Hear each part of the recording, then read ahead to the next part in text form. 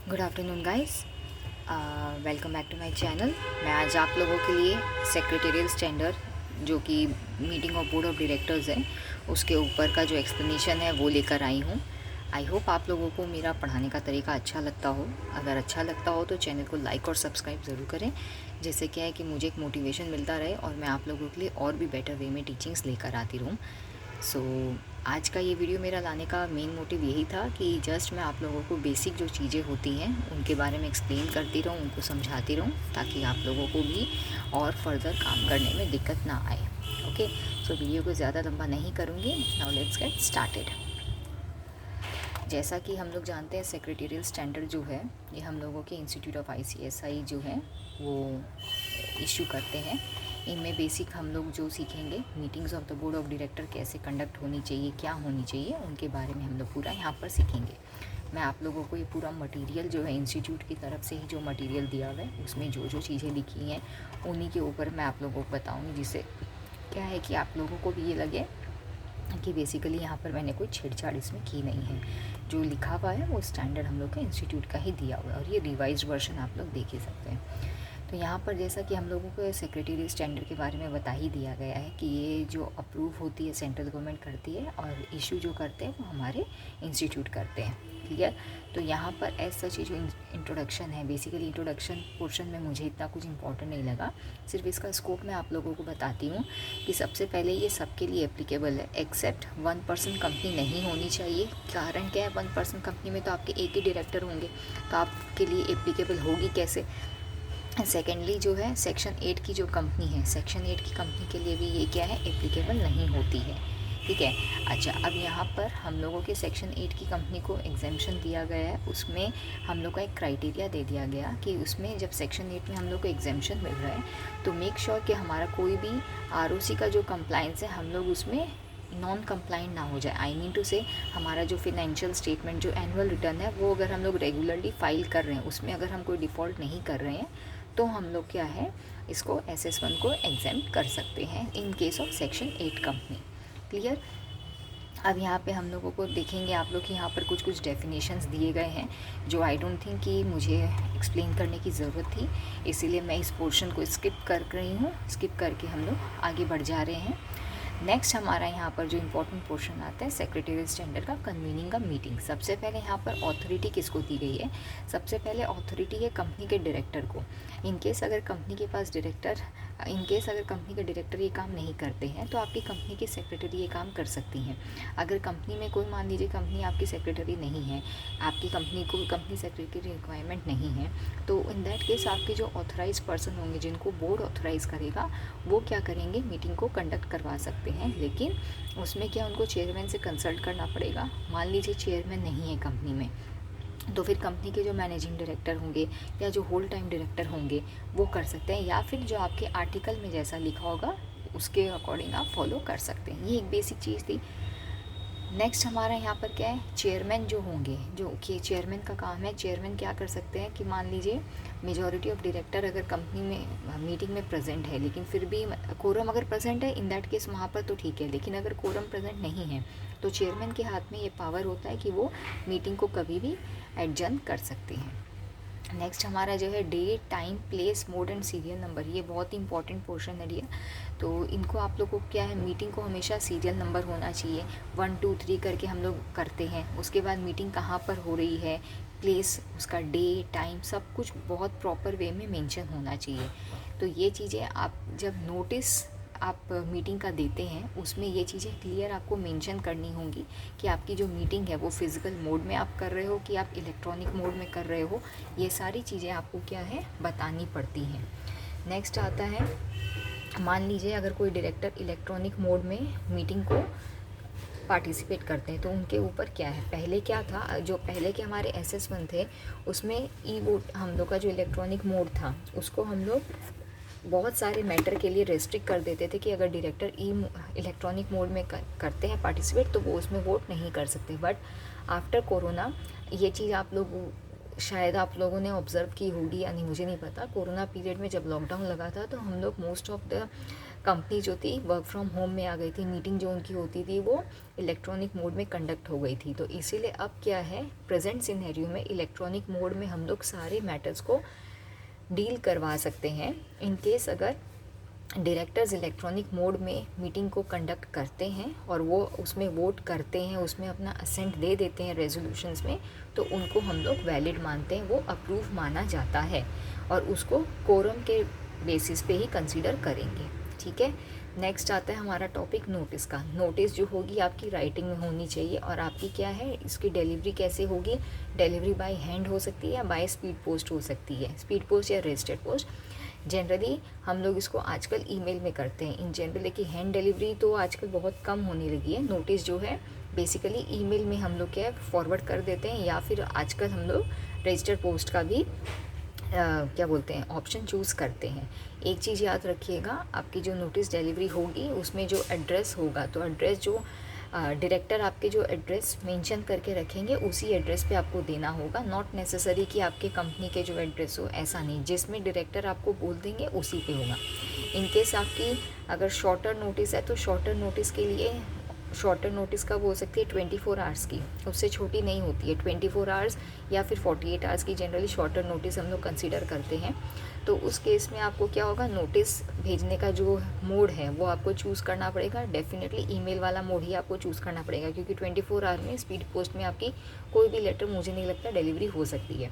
Generally notice जो है आपकी 7 डेज़ के अंदर, मीटिंग की जो डेट होगी उसके 7 डेज़ बिफोर होनी चाहिए। इन केस अगर आपकी स्पीड पोस्ट वाला केस अगर है तो उसमें हम लोग 2 दिन एक्स्ट्रा इंक्लूड करते हैं। इट मीन्स मान लीजिए अगर आपकी मीटिंग 7 जनवरी को है तो 7 जनवरी का 7 डेज़ आपका कितना होता है, 31 को इशू हो जानी चाहिए। ठीक है, लेकिन स्पीड पोस्ट वाला है तो स्पीड पोस्ट में आपको 2 दिन और एक्स्ट्रा, मतलब 9 डेज़ आपको क्लियर डेज़ लेने पड़ेंगे।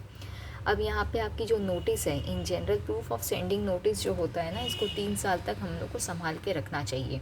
ठीक है, आफ्टर 3 ईयर आपसे कोई इसकी स्क्रूटनी भी नहीं पूछी जाएगी और आपसे मीटिंग के बारे में कोई पूछेगा भी नहीं। नेक्स्ट कौन इसको ऑथोराइज़ कर सकता है, कंपनी सेक्रेटरी के हाथ में ये पावर होता है, या फिर डायरेक्टर के हाथ में, या फिर कोई ऑथोराइज पर्सन के हाथ में होता है। नोटिस को भी आपको सीरियली नंबर करना होगा, क्योंकि नोटिस अगर नंबर नहीं होगी तो मिनट्स आप नंबर कर नहीं पाएंगे। नोटिस में भी पूरी डिटेल आपको प्रोवाइड करनी होगी, day, time, date, full address, ये सारी चीज़ें आपको मेंशन करनी होगी।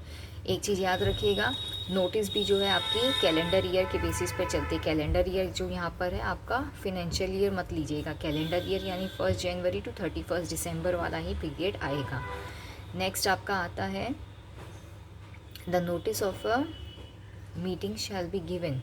अच्छा, यहाँ पर जो है the notice of a meeting shall be given even if meetings are held on predetermined dates और एट प्री डिटरमाइंड इंटरवल। उसमें भी आपको देना, मतलब प्री डिटरमाइंड डेट का मतलब जो डेट हम लोग अज्यूम नहीं करते हैं, उसमें भी हम लोग को सडनली कोई मान लीजिए मीटिंग आ गई तो मुझे देना तो पड़ेगा ही ना नोटिस।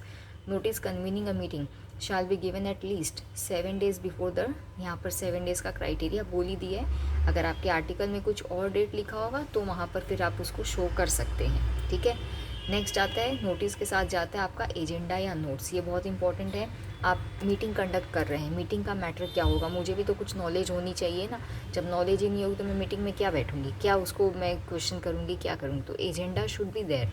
और एजेंडा जो आप लोग देंगे, एजेंडा आपको डिटेल नहीं देना है। एजेंडा जनरली क्या होता है, आइटम वाइज हम लोग लिख देते हैं। ठीक है, आइटम वाइज में यहाँ पर क्या होता है कि आप बोलते हैं कि हम लोग किस किस मैटर पे डिस्कस करेंगे। तो उसके लिए क्या होता है, आप लोग वो एजेंडा जो होता है ऑल डायरेक्टर्स या जो भी मेंबर्स होते हैं उनके पास आप पहुँचा देते हैं। जनरली बोर्ड मीटिंग हो रही है तो यहाँ पर डायरेक्टर्स के पास जाएगा। जब जनरल मीटिंग हम लोग कंडक्ट करेंगे तो वहाँ पर मेम्बर्स के पास जाएगा। बोर्ड मीटिंग में तो मेम्बर्स आएंगे नहीं। अब यहाँ पर भी क्या है, एजेंडा आपका नोटिस के साथ जाएगा तो डेफिनेटली ये भी 7 डेज़ होना चाहिए। जनरली पहले ये एजेंडा अलग से कोई नहीं भेजता है कि नोटिस मैंने भेज दिया फिर एजेंडा भेजूँ, ऐसा नहीं होता है। नोटिस के साथ ही लोग एजेंडा को अटैच करके भेज देते हैं और एजेंडा के अंदर भी जो नोट्स होते हैं ना उनको भी अटैच कर दिया जाता है। नेक्स्ट हमारा, अच्छा एक चीज़ मैं आप लोगों को बता देती हूँ, एक सिंगल मैटर है, ठीक है, जो कि अनपब्लिश्ड प्राइस सेंसिटिव इन्फॉर्मेशन है। इसमें क्या है, हम लोग का जो एजेंडा होगा इसमें जो हम लोग का रहेगा ये शॉर्टर पीरियड के लिए। इसका कारण ये है कि अगर इसको मान लीजिए मैं हफ्ते भर पहले ही किसी के सामने डिस्क्लोज़ कर देती हूँ। सबसे पहले आपको ये बताती हूँ अनपब्लिश प्राइस सेंसिटिव इन्फॉर्मेशन होती क्या है।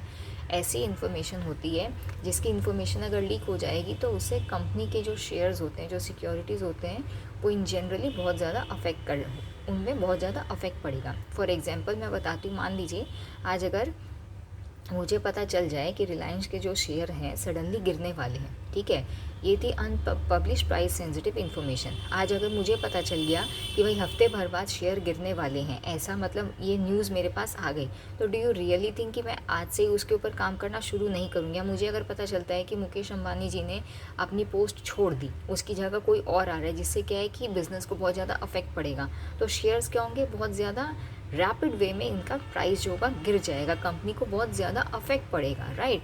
तो इन चीज़ों को बचाने के लिए हम लोग क्या करते हैं, हम लोग शॉर्टर नोटिस का कंसेप्ट जो होता है सिर्फ अनपब्लिश प्राइस सेंसिटिव इन्फॉर्मेशन में लेके आते हैं, जिसमें आप अपनी financial result, dividend, change in capital structure, merger, की मैनेजरियल पर्सनल में जो चेंज होते हैं, ये सब हम लोग डिस्क्लोज़ नहीं करते हैं, ठीक है। तो अच्छा, और एक आपको बताती हूँ, इन केस अगर एडजर्न मीटिंग है, एडजर्न मीटिंग के लिए भी आपका शॉर्टर नोटिस जो होता है वो आपका जाता है एडजर्न मीटिंग के लिए, या फिर अगर मीटिंग में आपका फिक्स हो गया है तो वहाँ पर एक अलग बात है, नहीं तो उसके लिए भी शॉर्टर नोटिस ही जाते हैं, क्लियर। नेक्स्ट जो टॉपिक आता है, each item of business requiring approval at the meeting shall be supported by a note setting out the details of the proposal, relevant material facts that enable the director to understand the meaning, scope and implication of the proposal and the nature of concern or interest, if any of any director in the proposal which the director had earlier disclosed। यहाँ पर क्या बोल रहा है कि हम लोग के जो रेजोल्यूशंस में जिनका अप्रूवल हम लोग को चाहिए होता है वो हमें लेना पड़ता है, और उसको हम लोग को क्या अलग से लेना पड़ता है। रेजोल्यूशन में अप्रूवल का मतलब क्या होता है, यहाँ पर उनका वोट लेना होता है।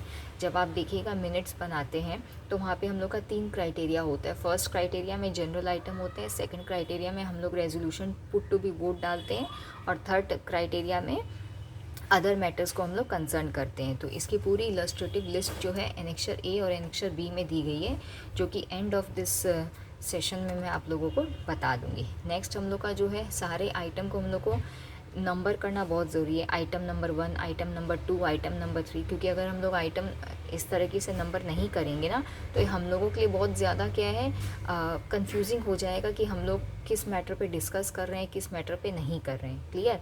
इसीलिए agenda should be numbered, serially numbered होने चाहिए हमारे। अच्छा, any item not included in the agenda. अब यहाँ पर क्या, मान लीजिए अगर कोई आइटम एजेंडा में इंक्लूड नहीं था तो उसको मैं कैसे डील करूँ।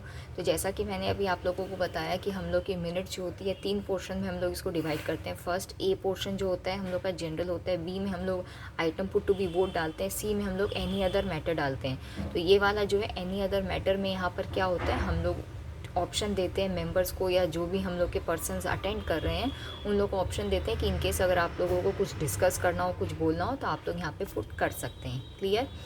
To transact urgent business the notice agenda, okay, in case अगर अर्जेंट मैटर है तो डेफिनेटली अर्जेंट मैटर अगर होगा तो आप 7 डेज़ का तो वेट नहीं करेंगे, वहाँ पर आप शॉर्टर नोटिस ही देंगे ना, क्लियर। नेक्स्ट हमारा जो टॉपिक आता है frequency of meeting. Frequency of meeting जो होती है हम लोग के रूल के हिसाब से हम लोग को 4 मीटिंग जो है करनी होती है, एटलीस्ट 4 मीटिंग बोला है यहाँ पर, कंपलसरी 4 नहीं है, एटलीस्ट 4, ठीक है, जिसका मैक्सिमम इंटरवल 120 डेज़ का होना चाहिए। मतलब अगर मान लीजिए एक मीटिंग आपने 1 जनवरी को की तो 1 जनवरी को आपने फर्स्ट मीटिंग कर ली, उसमें 120 डेज़ का गैप देके आप सेकंड मीटिंग कंडक्ट कर सकते हैं। लेकिन अगर आपकी कंपनी जस्ट इनकॉर्पोरेट हुई है तो उसमें क्या है, फर्स्ट मीटिंग आपको विद इन 30 डेज़ हेल्ड करनी होगी। मतलब मान लीजिए अगर फर्स्ट जनवरी को आप कंपनी इनकॉर्पोरेट कर रहे हो तो विद इन 30 डेज़ यानी 30 जनवरी, ठीक है, 30 जनवरी के अंदर आपको फर्स्ट मीटिंग उसकी हेल्ड करनी होगी।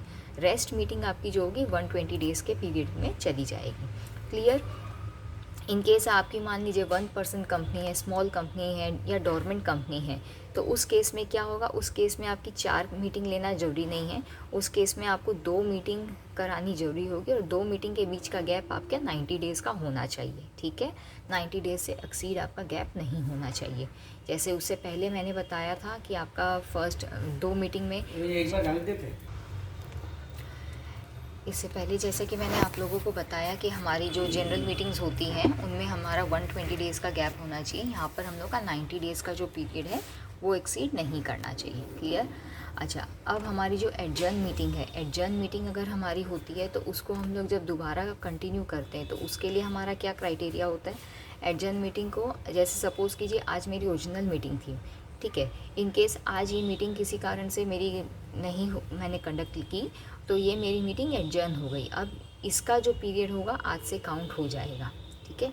ऐसा नहीं है कि मतलब मान लीजिए कि मैंने 10 दिन बाद मीटिंग करी तो उस 10 दिन बाद का होगा। नो, मैं एक्चुअली ओरिजिनली हेल्ड बोल के यहाँ पर अपने मिनट्स में लिखूँगी ओरिजिनली हेल्ड ये था, बट मीटिंग को जनरली क्या है, ओरिजिनली शेड्यूल जो था उसका ये डेट था, बट जनरली उसको कंडक्ट इस दिन किया गया। क्लियर।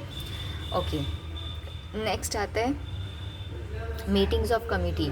कमेटी मीटिंग के लिए एज सच हमारा कोई क्राइटेरिया दिया नहीं गया है, ठीक है, तो ये आप कभी भी कर सकते हैं।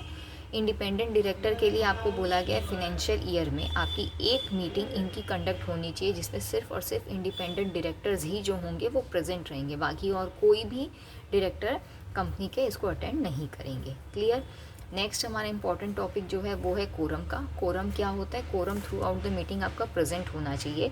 मीटिंग के बीच में अगर आपका कोरम नहीं है तो उस मीटिंग को हम लोग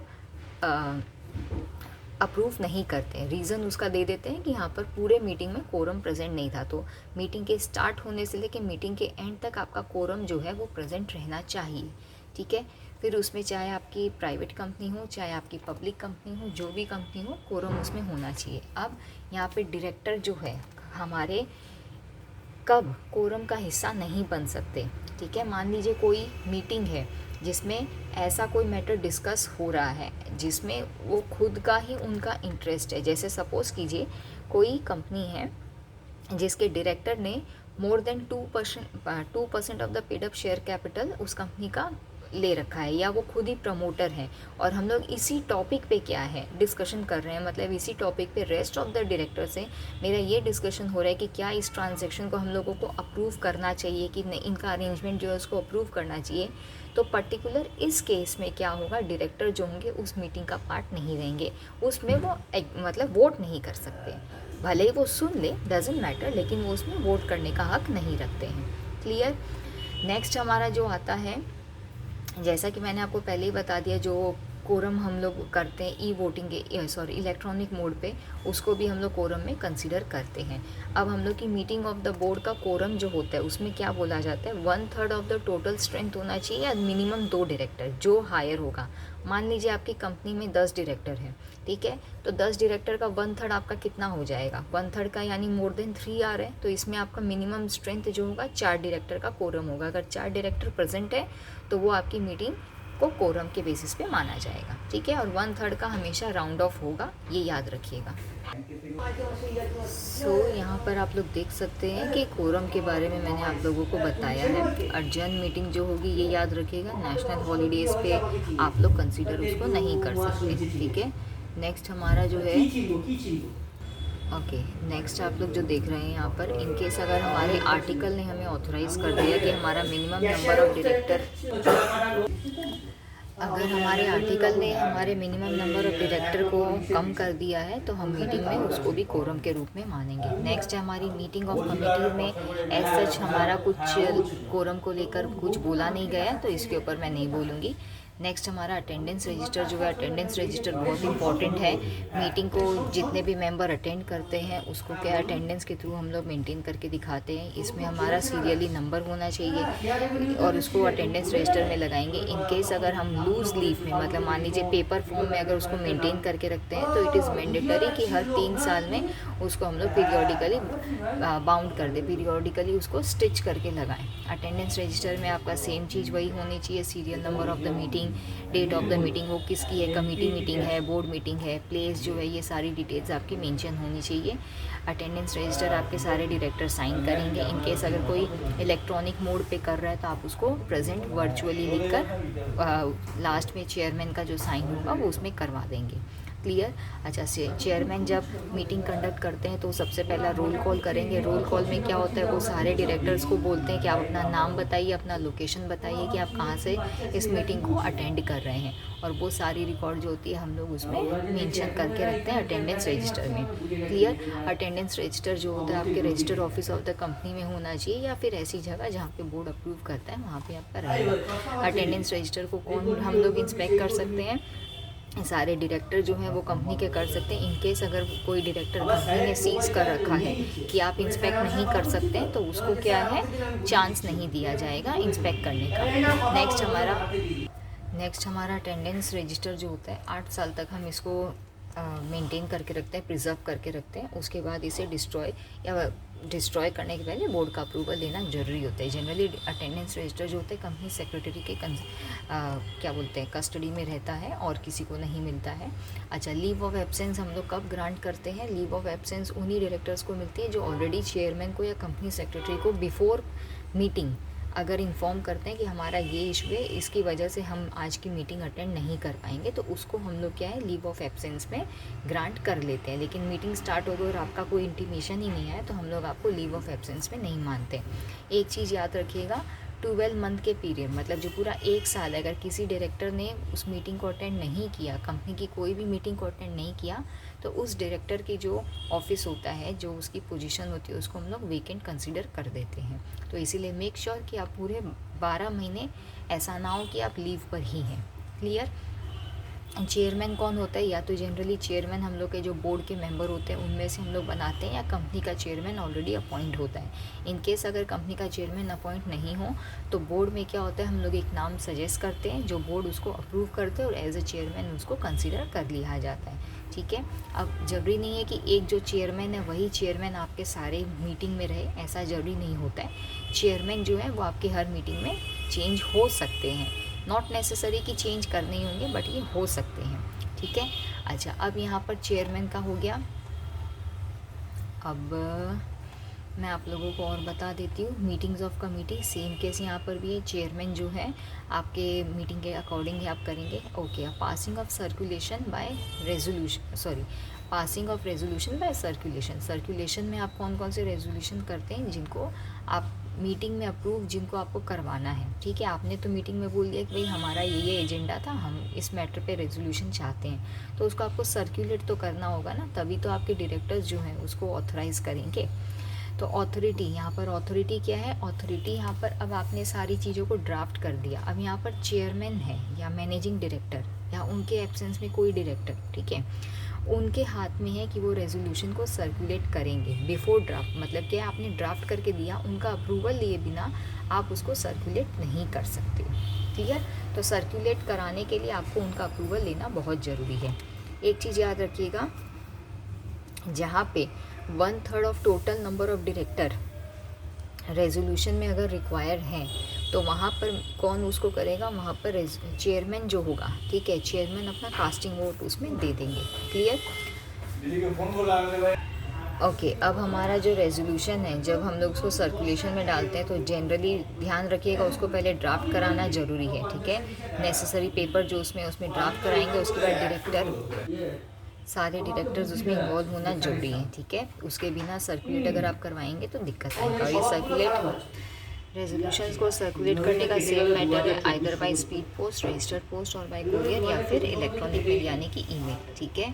नेक्स्ट हमारा आता है, जो भी बिजनेस मैटर हम लोग प्रपोज करते हैं रेजोल्यूशन में, उनकी जो मीनिंग होती है, जो स्कोप होता है, डायरेक्टर्स को क्लियरली हम लोगों को समझाना होगा, क्लियरली बताना होगा, अदरवाइज वो भी तो नहीं समझ पाएंगे ना कि क्या डिस्क्लोज करना है, क्या नहीं करना है। क्लियर। नेक्स्ट हमारा आता है resolution. The resolution is pass when it is approve. अच्छा, जब मेजॉरिटी ऑफ डायरेक्टर ने हमारे रेजोल्यूशन को अप्रूव कर दिया, अब पास कर दिया, तो इसका मतलब हम उसको क्या है, अप्रूव मान लेंगे और उसमें कैरी फॉरवर्ड कर जाएंगे। नेक्स्ट हमारा जो टॉपिक है यहाँ पर है the resolution if pass all be deem to have been passed on the earlier of. मान लीजिए कोई एक ऐसा रेजोल्यूशन है जिसको हम लोग पहले भी मिनट्स में हम लोग पहले की मीटिंग में भी डाले थे, बट उस समय अप्रूव नहीं हुआ। ठीक है, तो ऐसे केस में उसको हम लोग दोबारा से ला सकते हैं, दोबारा से उसको अप्रूव करवा सकते हैं। ये नहीं कि एक बार अप्रूव नहीं हुआ तो सेकेंड टाइम भी नहीं होगा, ऐसा नहीं है, हम लोग उसको दोबारा ला सकते हैं। क्लियर। रेजोल्यूशन को अप्रूव कराने का मतलब एसेंट नहीं है, अगर होगा तो हो जाएगा डिसेंट। नेक्स्ट आती है रिकॉर्डिंग। हर चीज़ की रिकॉर्डिंग होना बहुत ज़रूरी है। इन जनरल हम लोग पूरी अपनी जो मीटिंग होती है उसी की रिकॉर्डिंग रखते हैं, और रेजोल्यूशंस की भी जो होती है वो हम लोग की रिकॉर्डिंग होनी चाहिए, सो दैट कि इन फ्यूचर कोई आपके ऊपर ये ना बोल सके कि आपने हमारे विदाउट अप्रूवल ये काम कर दिया। क्लियर। इसकी वैलिडिटी हमारी पासिंग ऑफ रेजोल्यूशन जो होती है, ये हम लोग की एक मीटिंग से दूसरी मीटिंग तक इसकी वैलिडिटी रहती है, ठीक है। फिर उसके बाद क्या होता है, हम लोग बार बार ये बस दिखाएंगे कि उस मीटिंग में हमने इसको वैलिड करवाया था। क्लियर। अच्छा, नेक्स्ट अब जो हमारा इंपॉर्टेंट टॉपिक आता है मिनट्स का। नेक्स्ट हमारा जो टॉपिक आता है वो है मिनट्स का। मिनट्स क्या होती है? मिनट्स का मतलब होता है जो भी हम लोग मीटिंग में बातें करते हैं, जो भी चीज़ रहता है उसको रिकॉर्ड करके रखते हैं। रिकॉर्ड करने के लिए हम लोग जिस बुक का इस्तेमाल करते हैं उसको मिनट बुक बोलते हैं। मिनट बुक को फिजिकली और इलेक्ट्रॉनिकली दोनों वे में रिकॉर्ड किया जा सकता है, ठीक है। एक चीज़ याद रखिएगा, मिनट्स में क्या क्या चीज़ें इंपॉर्टेंट होती हैं, उसके पेज जो हैं उसके नंबर होने चाहिए, पेज नंबर होना ज़रूरी है। मिनट्स में जो साइन है वो होना ज़रूरी है। साइन कब होता है? जनरली हम लोग के साइन जो होते हैं, चेयरमैन हर पेज में अपना इनिशियल देगा और लास्ट के पेज में अपना कंप्लीट सिग्नेचर देगा। क्लियर। अच्छा, मिनट जो होती है वो कभी भी पेस्टेड नहीं हो सकती है। पेस्टेड हो चाहे अटैच या टेम्पर्ड मिनट्स अगर होंगी तो आप उसको कंसिडर नहीं करेंगे कभी भी। ये क्या है, लूज लीफ फॉर्म में अगर आप इसको मेंटेन करते हो, मान लीजिए आपने पेपर में लिखा तो ये कंपलसरी है कि उसको आप लोग को पंच करके एक फिर फाइल में लगाना होगा। क्लियर। प्रॉपर लॉकिंग होनी चाहिए मिनट्स की। मिनट्स क्योंकि आपका कंपनी के मेन डॉक्यूमेंट्स है वो लीक नहीं होने चाहिए। रजिस्टर्ड ऑफिस में या फिर जहाँ पर बोर्ड अप्रूव करे आप इसको वहाँ रख सकते हैं। इसका कंटेंट क्या क्या होता है मिनट्स का? इन जनरल हम लोग के जनरल कंटेंट होते हैं। फिर उसके बाद हम लोग की मीटिंग में हम लोगों ने क्या क्या स्टेट किया, मीटिंग में मतलब हमारी मीटिंग कब हुई, कहाँ पर हुई, कैसे हुई, वो सारी डिटेल हम लोग मेन इसमें करते हैं। नेम ऑफ डायरेक्टर, कौन कौन प्रेजेंट थे, कौन कौन एब्सेंट था। उसके बाद हम लोग इसमें क्या क्या इंपॉर्टेंट मैटर डिस्कस किए, ये सारे जनरल मैटर्स में हमारे आते हैं। स्पेसिफिक मैटर में क्या आता है? स्पेसिफिक मैटर में हमारे आएंगे कि जो डायरेक्टर ने हमारे इलेक्ट्रॉनिक मोड पे अटेंड किया है, जो डायरेक्टर फिजिकल मोड पे अटेंड थे। फिर उसके बाद name of the company secretary है, हम लोग का किस मैटर पे बात था, हम लोग का कोरम जो था, हम लोग के लीव ऑफ एब्सेंस जो थे, ये सारी चीज़ें हमारी क्या है, स्पेसिफिक मैटर में आ जाएंगे। नेक्स्ट हमारा टॉपिक जो है इसमें रेजोल्यूशन के अलावा मिनट्स में हम लोग क्या क्या चीज़ें डालते हैं, लास्ट में जो हम लोग डालते हैं। और हमारी जो मीटिंग मिनट्स होती है ये बहुत ही फेयर वे में, करेक्ट वे में हमारी रिकॉर्ड होनी चाहिए। क्योंकि मीटिंग में क्या हुआ ज़रूरी नहीं है कि आपको याद रहे, बट मिनट्स पढ़ के आपको याद आ सकता है कि हमने ये बातें उसमें की थी। एक चीज़ याद रखिएगा, इसकी लैंग्वेज बहुत ही प्लेन रखिएगा, बहुत ही सिंपल रखिएगा ताकि दूसरे आदमी को समझ में आ सके, ठीक है। ये हमेशा पास्ट टेंस में होगी आपकी, और जो थर्ड पर्सन होगा वो इसको लिखेगा। Means you have to assume yourself as a third person, कि आपका थर्ड पर्सन और पास्ट टेंस में होना चाहिए। लेकिन रेजोल्यूशन जो पास होंगे वो प्रेजेंट टेंस में होंगे, ये चीज़ इसकी याद रखिएगा। मिनट्स कभी भी आपकी क्या है कि आप लोगों ने मीटिंग में जो बात की उसके एग्जैक्ट वर्ड्स नहीं होती हैं, ये चीज़ ध्यान रखिएगा। उसमें थोड़ा बहुत वर्ड्स आप लोग चेंज करके ही लगाते हैं। क्लियर। मिनट्स को आपने ड्राफ्ट करा दिया, ड्राफ्ट कराने के बाद अब उसमें क्या है कि आप चेयरमैन के अप्रूवल के पास जाते हैं, तो आप ड्राफ्ट मिनट को लेके जाते हैं, ठीक है।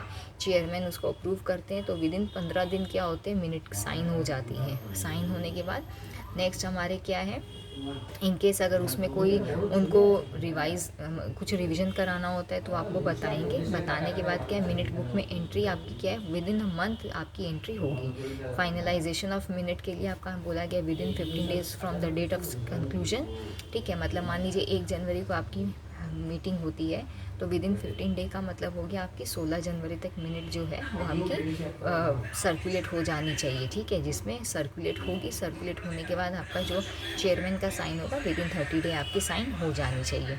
क्लियर। नेक्स्ट हमारी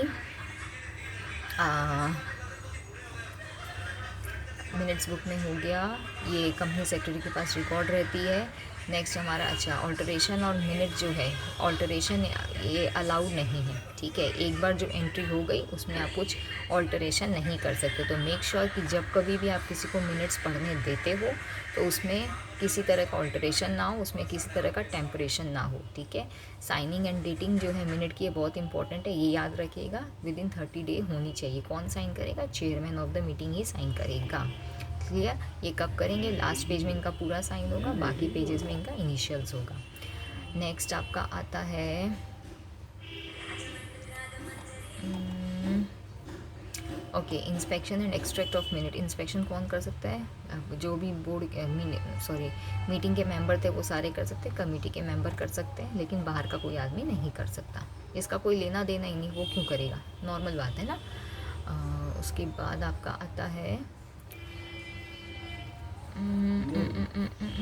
अटैचमेंट। इसके जो हैं वो आपको लगाने की ज़रूरत नहीं है, ठीक है।